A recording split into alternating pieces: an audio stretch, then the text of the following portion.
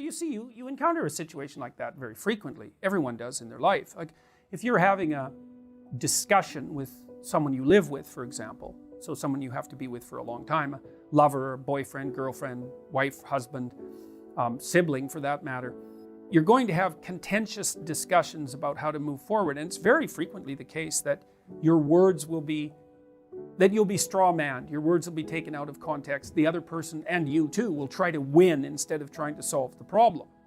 What you have to kind of decide is, well, two things. The first thing is, you're probably wrong in some important way.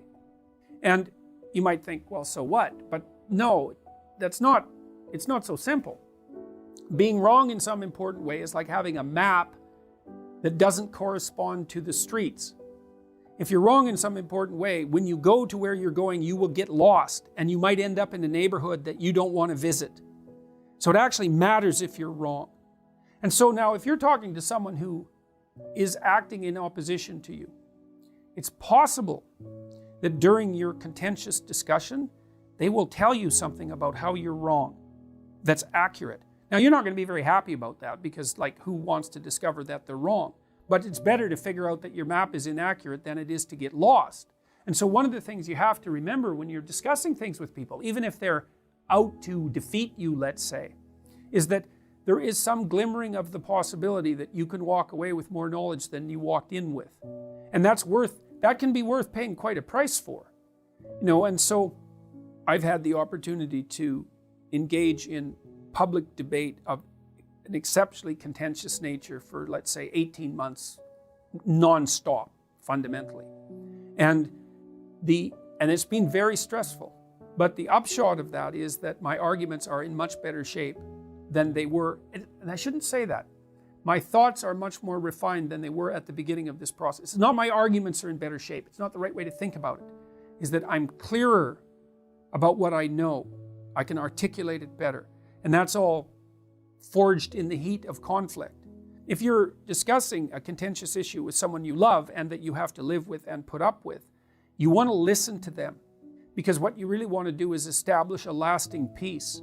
And you might even have to make their arguments for them. Maybe you're more verbally fluent than your partner, which doesn't mean, by the way, that you're more right. It just means you can construct better arguments on the fly. It doesn't necessarily mean that you're more accurate. You might have to help your partner formulate their arguments so that you can really get to grips with what it is that they're trying to say, so that you can alter the way that you're constructing your own narrative and your joint narrative so that you're not butting heads unnecessarily as you move forward through life.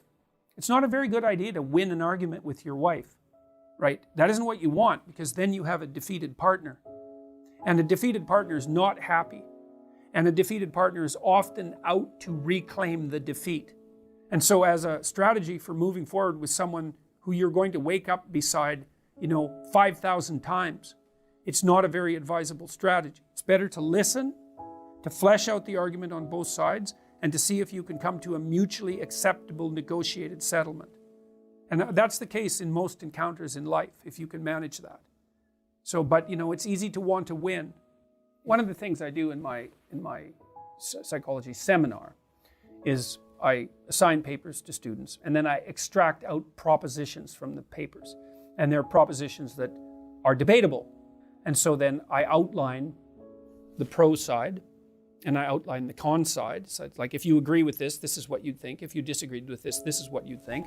Then I divide the students into groups. It's like 4 people per group, okay? You 4 are pro. You 4 are con. You've got 20 minutes to make a pro argument. You've got 20 minutes to make a con argument. We'll go around the table and we'll see who, we'll have each group rate the other and we'll see who comes out on top. Well, what you want to do as an educator is you don't want to put forward a specific point of view. Not when what you're trying to do is to discuss a contentious issue. What you want to do is teach people how to take an argument apart and formulate a response. And to do that, it's actually extraordinarily useful to arbitrarily assign positions to people. It's like, I don't care what you think. You're pro on this topic. Generate an argument. And what that does is it vastly widens people's conceptualizations of the argumentative space. Because most really contentious issues, gun control, abortion, those sorts of things, there is a lot to be said on both sides. They wouldn't be contentious issues otherwise. They're issues that don't go away. Well, why? Well, because they're so complex. They don't lend themselves to easy unitary solutions. One of the things you want to learn if you're educated is that on any complex subject, there's a lot to be said. And that, you're going to come at that with your particular ideological bias, let's say your temperamental bias. Maybe even you might even come up at it with things you've actually thought about, although that's pretty damn rare. But you need to learn just exactly how localized your viewpoint is. There's psychology experiments that demonstrate this quite clearly. So imagine that you come into my lab and I ask you whether you're pro-abortion or pro-life. And I get you to rate that on a scale. Maybe you say, well, on a scale of 1 to 10, I'm 8 pro-life. And I say, okay, now you have to write a 500-word essay that's opposed to your position. Okay, that's the experiment. And then I bring you back 2 weeks later and I ask you to rate your position on the same scale. It will have shifted substantially to the position that you delineated in your written report. And the reason for that is that most people's arguments are unbelievably shallow. They're not arguments, they're just perceptual biases. That's one way of thinking about them. And if you get people to delineate out the space in any rigorous manner, then their attitudes shift.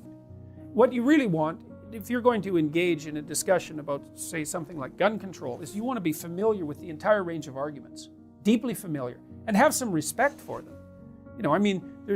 It's pretty clear that guns kill people. They're dangerous. But then it's also not self-evident that the only entities that should be allowed to be dangerous are the state entities. So there's things that can be said that are intelligent across that entire line of that entire distribution of opinion. And if you're educated, then you should be conversant with the entire range of opinions. Now, so that's one approach as an educator, is to teach people how to analyze an argument and to formulate their opinions. You do people a great service by that's teaching them how to think, not what to think, but how to think. Now, when I lecture in my psychology courses, which is a different approach, let's say, I take a position on the literature because I have to. Like, there's no being neutral about the literature. What am I going to do? Pick random studies? It's like, that isn't how people work. I have a body of knowledge, and it stems partly from my biases and from my temperaments, but it's an informed body of opinion. But what I present it to the students as is like, look, this is my take on the literature. That doesn't mean I'm right. It means that I'm an informed observer. I'm an informed singular observer. And what I'm doing then is modeling how an informed singular observer would deal with a complex body of literature. So it's partly, in that role, I'm not exactly providing facts, and I'm not exactly teaching people how to think.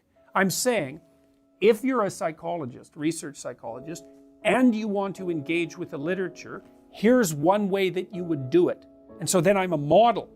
And I'm a model of a way to be in a particular domain. Now, that doesn't mean that you have to emulate me, from top to bottom, but at least you have a sense of what it's like to be a person doing that.